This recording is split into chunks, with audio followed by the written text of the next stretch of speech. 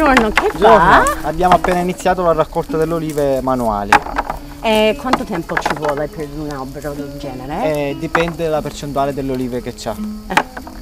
E come sono le olive quest'anno? No, abbastanza bene come produzione.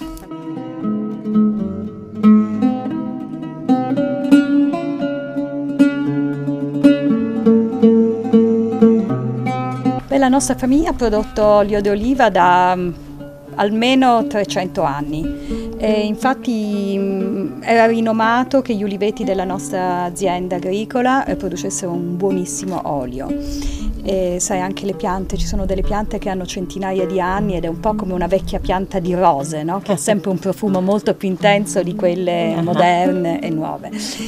Soltanto che l'olio siciliano era completamente sconosciuto alla fine degli anni '80 e veniva venduto all'ingrosso ai grossi produttori del nord Italia, gli industriali. Dopo tanti sforzi ho convinto mio padre a iniziare ad imbottigliare il nostro olio con il nostro marchio. Abbiamo inserito la bottiglia verde scuro che allora non esisteva sul mercato, perché l'olio deve essere protetto dalla luce. È un prodotto molto delicato, quindi è sensibile alla luce e all'ossigeno e al calore. Nei nostri campi abbiamo 3 varietà di olive che sono tipiche di questa zona, ma soprattutto nel territorio di Menfi spesso le trovi miscelate, quindi abbiamo un po' di biancolilla, un po' di cerasuola e qualche pianta di nocellara, e questo diciamo è il blend con una percentuale che non ti svelerò che fa il segreto del nostro olio.